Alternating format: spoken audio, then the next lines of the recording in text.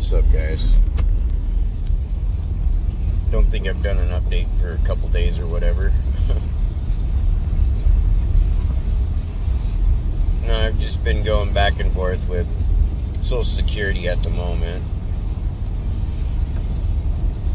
Just dealing with them on, because they want to, even though I'm on spectrum and have a genetic disability that there's no cure and it just gets worse, they want to cancel Social Security on me, which I'm just jumping the hoops to deal with whatever I gotta deal with. And then, in all honesty, I'm just so burned out by it all that whatever happens, happens. I mean, I already know that once I move and get the new place, because I've got 2 more houses that I'm going to be checking out, because the other one's sold, and there's one that I really like. That's I actually really like it. It recently dropped price a little bit right into my range, where it was in my range before, it was on the top side, and I didn't really want to jump on it because it was just a little bit on the top range of what I was looking, and it dropped price perfectly into my price range. So there's that one, and then there's another one that's not far outside of Kansas City that I've been looking at too. That's right up there. It's just price is what's making it hard for me on that one. So I've got that. I'm watching that one as well, because if price drops, then I'll jump on it. I got my realtor checking it out though, just to be sure, because I might go for it anyways. I don't mind putting a little extra down so I can get the payments in a range that I can, I don't worry about them.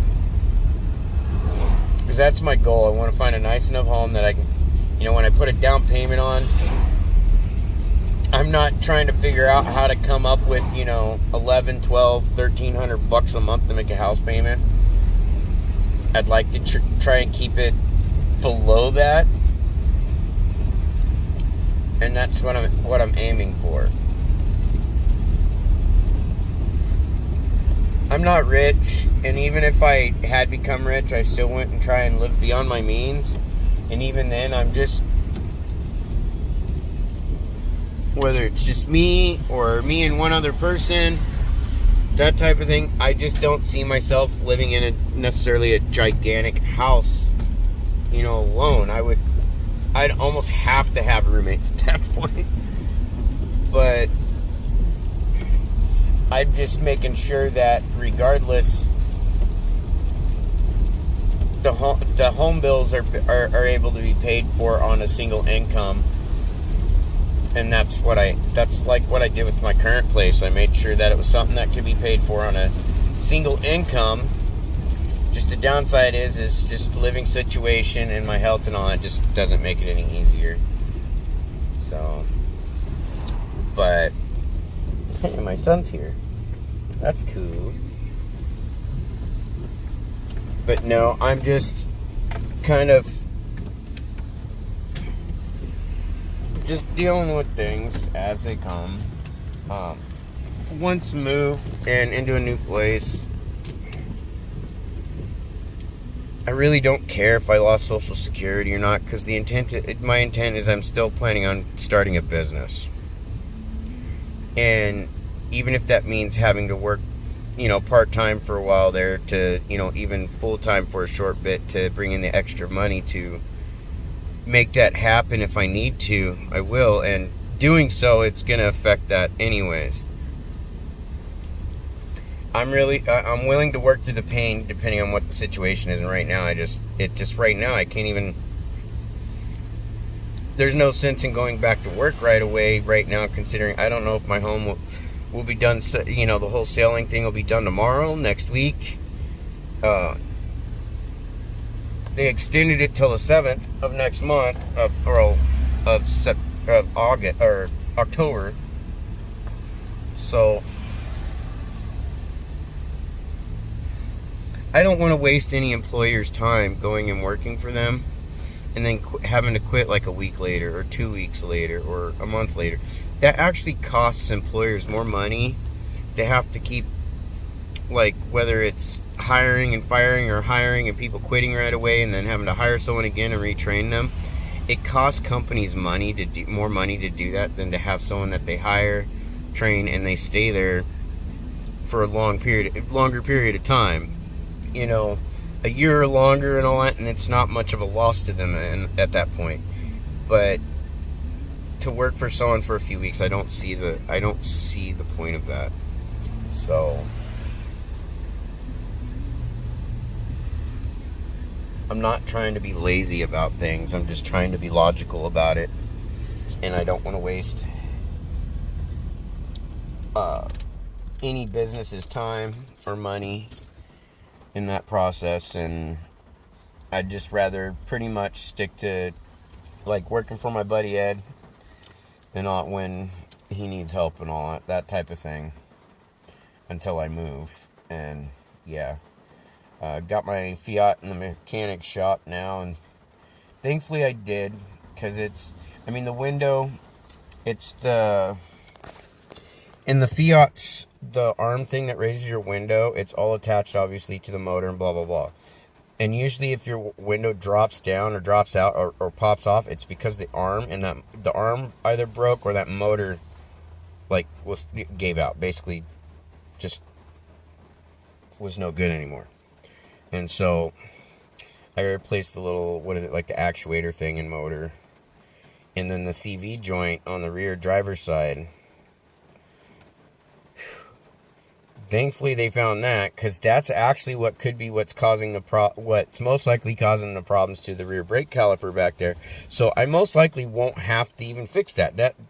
When they checked everything, they said that looks fine. So it's got to be the CV joint that's causing that issue. They did fix the running lights.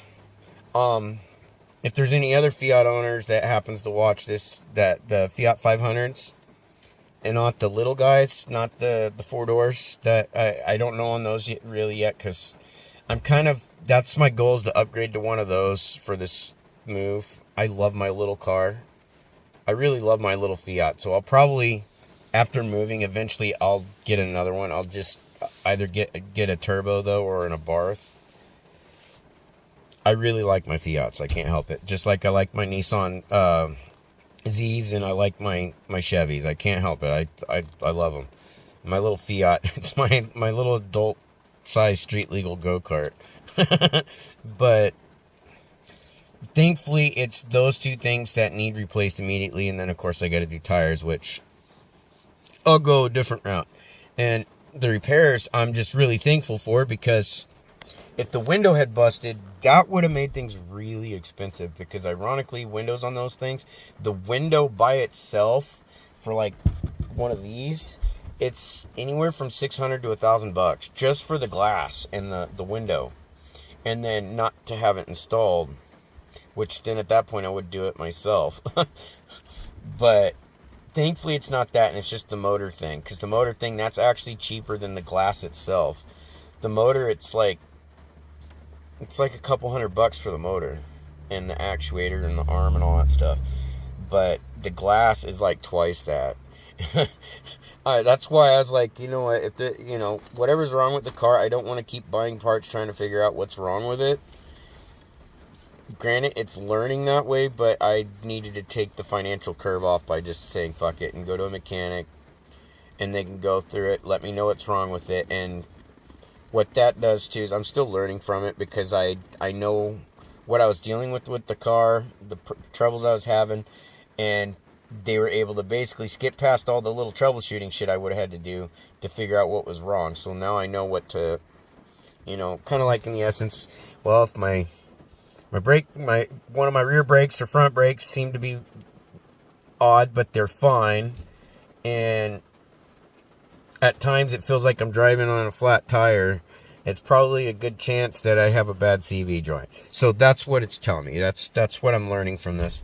I did learn, though, that the lights on those, I guess, I don't know about newer ones, but I know for mine's a 2013, so probably up until 2017, 18, those Fiat models, I guess they don't like the LED lights. The systems don't like them, so you just have to use the normal ones. Because I was sitting there going, why is it that my running lights on this side just won't work? And then they went in and replaced all the lights with regular ones, and they're all working fine. So it's like, well, fucking A. So I'm relieved on that. In the end, it's going to be just over $1,000 to fix my car.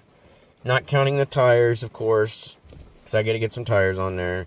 And then do a quick tune-up, just replace the spark plugs and wires. And I do it myself. It's going to be like $50-$60. They do it, it's going to be like $300. So I'm not going that route. I know how to do a tune-up on a car. I know how to do most repairs. This is my first Fiat, so I have a learning curve with it. I am half retarded mechanically when it comes to automotives, but my Chevys I'm more comfortable with. That's why I like them a lot. And then my Nissan Z, I worked on it so much that I got pretty comfortable with that. And I had an 89 Nissan Z Fairlady. Loved that car. And if my fat ass was able to get underneath it, and if I had a jack to just jack it up and all, I would have been able to get that car fixed. I just didn't have the right tools at the time, and I didn't want it sitting and rotting in the driveway. So when I sold that car and ought to go to someone that could get it fixed, they knew how they were going to get it started right here in the driveway, and they did. I cried when I heard that thing start and all that, and I sold it. I was like, man, that was my baby. I loved that car. And then my Chevy Suburban, I loved that thing too. I missed that truck a lot. But we all have our vehicles. I think when it comes to my cars, outside of my little Fiat here that I have, my Nissan Z and my Chevy Suburban were my two favorite vehicles. And between those,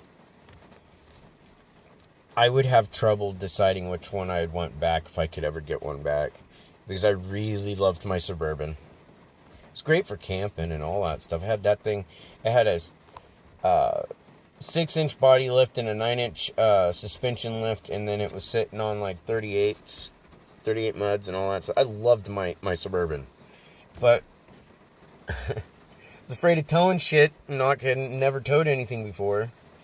I had went and traded it for a regular truck so that I could haul my 3-wheelers at the time, which was probably one of my dumbest mistakes I ever made. No, it was one of the dumbest mistakes I made.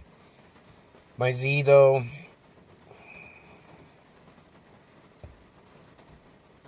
that one was just simply, I loved that car so much I didn't want it to rot, and I wanted somebody to actually get it, take care of it, get it running, all that. I really loved that car. That car had so much torque on it, even though I had all the suspension on it redone, and it had a brand new transmission, all this shit put in. That car was a straight import. We couldn't find the right parts for it here in the U.S. We had to order it straight from Japan. Then it wasn't until there was a long time there I was having troubles with an ignition switch in the car. I could get my car to start and all that, but I still needed to replace the switch. And it kept looking for that year and model and all that stuff, year, make, model, blah, blah, blah, for the ignition switch, but never got the right one. It wasn't until one day I was out at U-Pull-It, out towards Mount Hood. It was like the Damascus U-Pull-It. I had went there with my girlfriend at the time, because her and I were going there getting parts for her little Z. She had a little 78Z. Loved that little shitter too. It was like a little, I want to say hers was like a 260Z. And so we went there to go pull some parts so I could help her get her car running.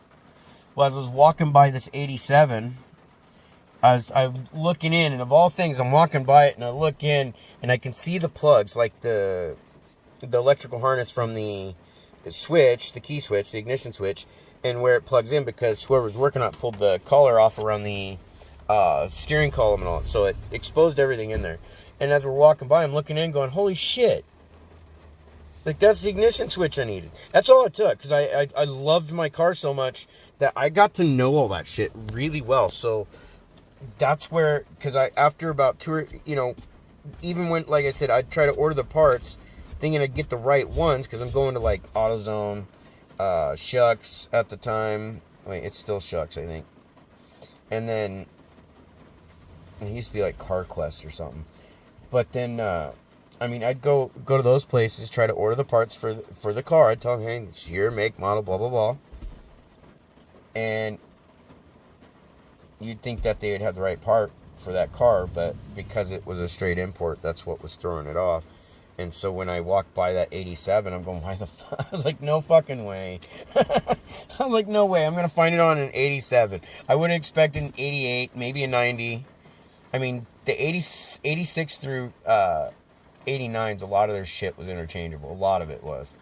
But, yeah. Just walking by, looking over, oh shit, that's the ignition switch I need. And sure enough, it was the one I needed. And thankfully, they had the key for it, too. And all, it all worked. And I got that thing, got it in my car. Got all fixed up and running. But some cars I won't touch to work on, or do so as little as possible, and that's usually Dodges, Chryslers. Plymouth, though, even though it's still a Dodge, some of those are not too bad. I mean, anything before 1980, I'll mess with. I don't mind them. Anything after, I'm not a fan of them. I don't know why. I just don't like Dodge of any form. I bought a Dodge at one time. That was after my Suburban. I had got this yellow Dodge, was giving it a shot. I ended up owning that for maybe 3 months, and I got rid of it as fast as fucking possible. I hated that truck. And then ended up getting my Chevy, which never had problems with up until the engine blew here recently, which that's just what happens when you can't afford to do upkeep on your vehicles and all your money's going elsewhere. So that is what it is. Just shit happens. So, but I'm happy that my little Fiat's gonna get it's gonna be completely fixed here before I make the move. I am looking at going and trading it up towards a 4-door, the all-wheel drive 4-door that they have. So that way I have a little more room. Because if I'm gonna have to drive that far with my dogs and my cat, I'm gonna need some room. And my little 2-door Fiat, my Scootabout, I love that damn thing, but there's no way I'm fitting all those animals in that little car like that again. Because I've never done it. Because, 3 dogs would take up the whole back end and the front seat. And Chunk alone would take up the whole back end. So, I got to get a bigger vehicle to make that drive. And have them with. And so, that's something I'm going to do. Is get a bigger one of those. And can't help it. I really like my Fiats. Excuse me. But anyways, I've been sitting here in front of the folks' place for a bit. My son and grandson and his wife and my son's wife's here. And I better get in there and see how they're doing and all that stuff. So, thanks for watching. And try and have a good day and a good weekend, guys. Alright? Late.